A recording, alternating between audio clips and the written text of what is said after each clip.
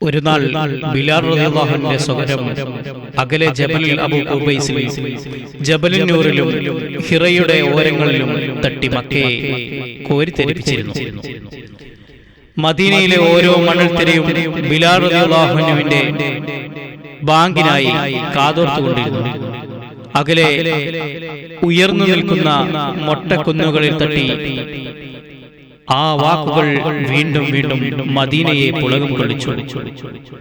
മസ്ജിദുൻ നബവിയും മദീനത്തുൻ നബവിയും കടന്ന് ഹിജാസിന്റെ അതിരുകൾക്കപ്പുറം ആ സ്വരം മാറ്റൊലി കൊണ്ട് ഓരോ നിസ്കാര സമയത്തും മദീനത്തുൻ നബി ബിലാലിന്റെ വിളി കേട്ടു. മസ്ജിദുൻ നബവിയിൽ സഫ് കെട്ടി നിന്നു. അങ്ങനെ ഒരു നാൾ അല്ലാഹുവിന്റെ പ്രവാചകൻ ഈ ദുനിയാവിനോട് വിട പറഞ്ഞു. അനുചരന്മാരുടെ ഹൃദയഭേദകരമായ വാർത്ത മുസ്ലിം ലോകത്തെ ഒന്നാകെ കണ്ണീരിലാഴ്ത്തി. മണിമുത്ത് റസൂലിൻ്റെ വിയോഗത്തിൻ കഥ കേട്ട് ഒളിവർ പൂബിലാലങ്ങ് തകർന്ന് തേങ്ങി. പുണ്യ മദീനയ്ക്ക് വിട ചൊല്ലി നടന്ന് നീങ്ങി. മണിമുത്ത് റസൂലിൻ്റെ വിയോഗത്തിൻ കഥ കേട്ട് ഒളിവർ പൂബിലാലങ്ങ് തകർന്ന് തേങ്ങി. പുണ്യ മദീനയ്ക്ക് വിട ചൊല്ലി നടന്ന് നീങ്ങി. ചെറുപാണ്ഡം ചുമടേന്തി മിഴിനീരിൻ പുഴ നീന്തി മദീനത്തെ മണൽ പോലും അരുതുന്നോതി. വെതയാൽ അസ്ഹാബും മനം നൊന്ത് കരഞ്ഞ് പോയി. മണിമുത്ത് റസൂലിൻ്റെ വിയോഗത്തിൻ കഥ കേട്ട് ഒളിവർ പൂബിലാലങ്ങ് തകർന്ന് തേങ്ങി. പുണ്യ മദീനയ്ക്ക് വിട ചൊല്ലി നടന്ന് നീങ്ങി.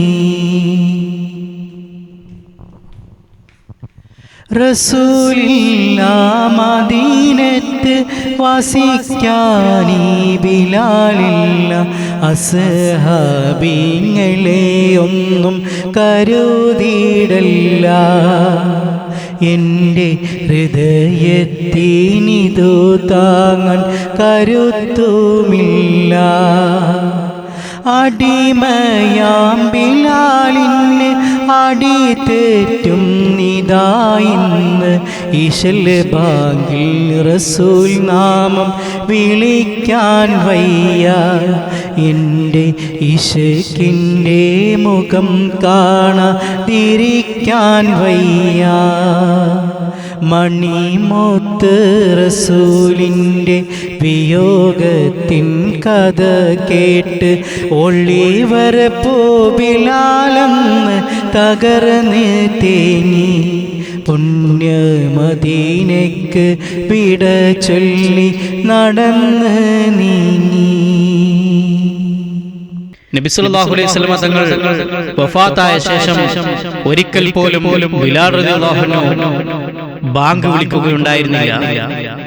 പ്രവാചകൻ സല്ലല്ലാഹു അലൈഹി വസല്ലം ഇല്ലെങ്കിൽ പിന്നെ ഞാൻ ആർക്ക് വേണ്ടിയാണ് ബാങ്ക് വിളിക്കുന്നത്?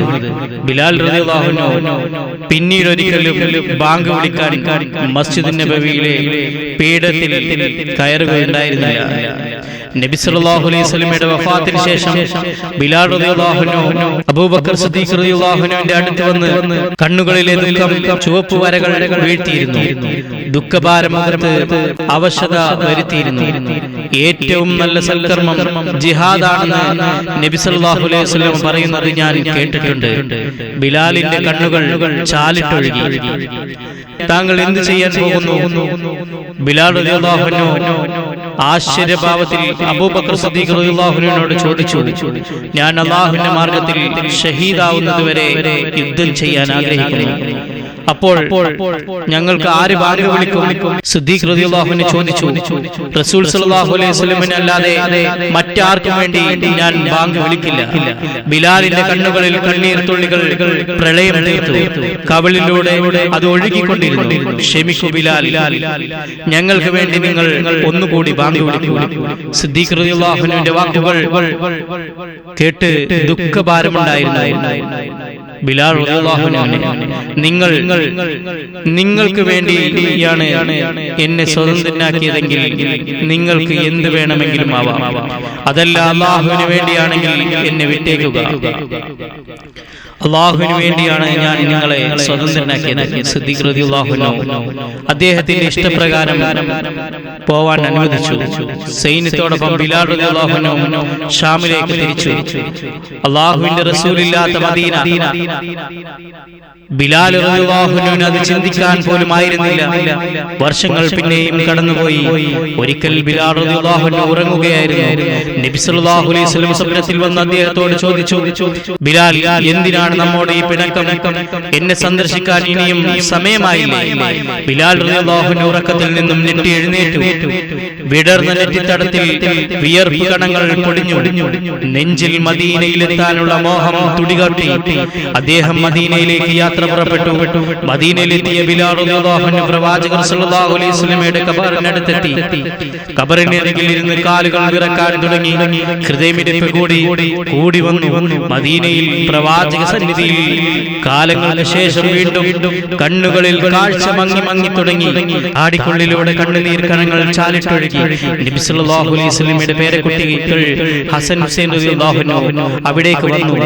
ബിലാൽ റളിയല്ലാഹു അൻഹുവിനെ കണ്ടപ്പോൾ അവർ ഒരിക്കൽ കൂടി ആ ബാങ്ക് വിളിക്കാൻ ആവശ്യപ്പെട്ടു. പ്രവാചക പൗത്രന്മാരുടെ വാക്കുകൾ ബിലാൽ റളിയല്ലാഹു അൻഹു എങ്ങനെ അനുസരിക്കാതിരിക്കും? എന്റെ ഹബീബിന്റെ പേരക്കുട്ടികളെ ഞാൻ എങ്ങനെ നിരാശയിലാക്കും? ബിലാൽ റളിയല്ലാഹു അൻഹു മസ്ജിദുൻ നബവിയിലെ തന്റെ പീഠത്തിൽ കയറി അല്ലാഹു അക്ബർ അല്ലാഹു അക്ബർ അല്ലാഹു അക്ബർ അല്ലാഹു അക്ബർ. മദീന വീണ്ടും ഉറക്കമുണർന്നു. ബിലാലിന്റെ ശബ്ദം മദീനയാകെ പുളകം കൊണ്ട് നബി സല്ലല്ലാഹു അലൈഹി വസല്ലമയുടെ സഹാബത്ത് മുഴുവൻ പള്ളിയിലേക്ക് ഓടി. കുട്ടികളും സ്ത്രീകളും ബിലാൽ റളിയല്ലാഹു അൻഹുവിന്റെ വാക്കുകൾ തൊണ്ടയിൽ കുടുങ്ങി. കണ്ണുകളിൽ ഇരുട്ട് കയറി. വാക്കുകൾ ഇടറി. നബി സല്ലല്ലാഹു അലൈഹി വസല്ലമയുടെ ഓർമ്മകൾ ബിലാൽ റളിയല്ലാഹു അൻഹു ഘോഷയാത്രയായി തീർത്തു. അദ്ദേഹത്തിന്റെ കണ്ണുകൾ നിറഞ്ഞു കവിഞ്ഞു. ഒരു നിമിഷം എന്ത് ചെയ്യണമെന്നറിയാതെ മദീന വിറങ്ങലിച്ചു. റസൂൽ സല്ലല്ലാഹു അലൈഹി വസല്ലം ജീവിച്ചിരുന്ന നാളുകൾ അവരുടെ ഹൃദയങ്ങളിൽ മിന്നലാട്ടം നടത്തി. ആർക്കും സങ്കടം സഹിക്കാനാവുന്നില്ല. മദീനയാകെ വാവിട്ട് കരയുകയാണ്. ആർക്കും മറ്റൊരാളെ സമാധാനിപ്പിക്കാൻ കഴിയുന്നില്ല. പ്രവാചകരുടെ മരണ ദിവസം കഴിഞ്ഞാൽ മദീന ഇത്രമാത്രം കണ്ണീരൊഴുക്കിയത് ഈ ദിവസമായിരിക്കും. ബിലാൽ റളിയല്ലാഹു അൻഹു നബി സല്ലല്ലാഹു അലൈഹി വസല്ലം ഇല്ലാത്ത മദീനയിൽ നിന്നും അദ്ദേഹം ഷാമിലേക്ക് തന്നെ തിരിച്ചു. അബൂബക്കർ സിദ്ദീഖ് റളിയല്ലാഹു അൻഹുവിന്റെ വഫാത്തിന് ശേഷം ഇസ്ലാമിന്റെ ഭരണം ഉമർ ബിൻ ഖത്താബ് റളിയല്ലാഹു അൻഹു ഏറ്റെടുത്തു. ബൈത്തുൽ മുഖദ്ദസ് പിടിച്ചെടുത്ത ശേഷം ഒരിക്കൽ ഉമർ റളിയല്ലാഹു അൻഹു ഷാമിൽ ബിലാൽ റളിയല്ലാഹു അൻഹുവിന്റെ അടുത്ത് വന്നു. ഷാമുകാർ ഉമർ റളിയല്ലാഹു അൻഹുവിനോട് പറഞ്ഞു, ബിലാൽ റളിയല്ലാഹു അൻഹുവിനെ കൊണ്ട് ഒരിക്കൽ കൂടി ബാങ്ക് വിളിപ്പിക്കാൻ ആവശ്യപ്പെട്ടു. ബിലാൽ, ഞങ്ങൾക്ക് താങ്കളുടെ ബാങ്ക് വിളി കേൾക്കാൻ കൊതിയാകുന്നു. ഇല്ല, എനിക്ക് കഴിയില്ല. എന്റെ നബിക്കല്ലാതെ മറ്റാർക്ക് വേണ്ടി ഞാൻ ബാങ്ക് വിളിക്കും? ബിലാൽ റളിയല്ലാഹു അൻഹുവിന്റെ കണ്ണുകൾ സജലം. ഉമർ ബിൻ ഖത്താബ് റളിയല്ലാഹു അൻഹു വല്ലാതെ നിർബന്ധിച്ചപ്പോൾ ബിലാൽ ബാങ്ക് വിളിക്കാൻ കയറി. അല്ലാഹു അക്ബർ അല്ലാഹു അക്ബർ. ബിലാലിന്റെ ശബ്ദം ഒരിക്കൽ കൂടി കേട്ടു. പ്രവാചകൻ സല്ലല്ലാഹു അലൈഹി വഫാത്തായതിനു ശേഷം കൂടി വീണ്ടും ബിലാലിന്റെ മധുര ശബ്ദം.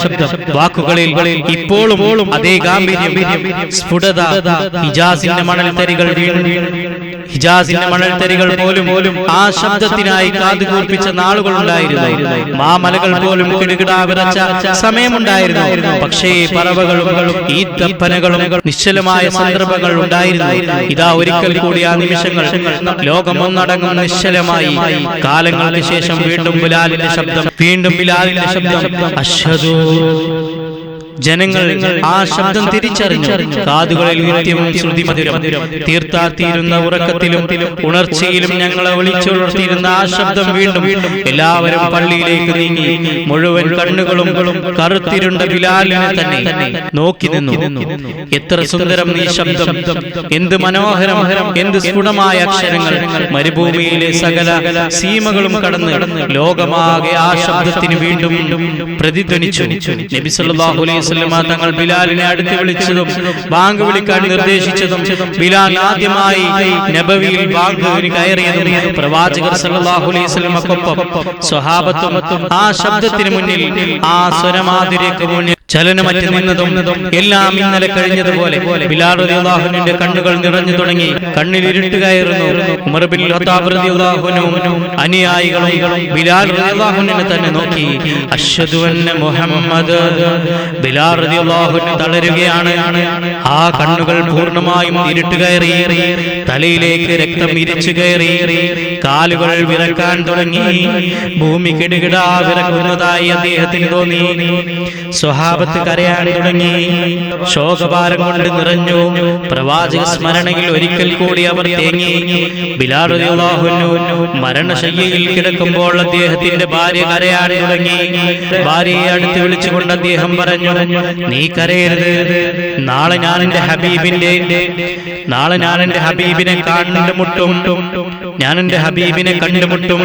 മുഹമ്മദ് നബി സല്ലല്ലാഹു അലൈഹി വസല്ലമയെ സഹവസിക്കും എന്ന് പറഞ്ഞുകൊണ്ട് ബിലാൽ റളിയല്ലാഹു അൻഹു വഫാത്താവുകയാണ്.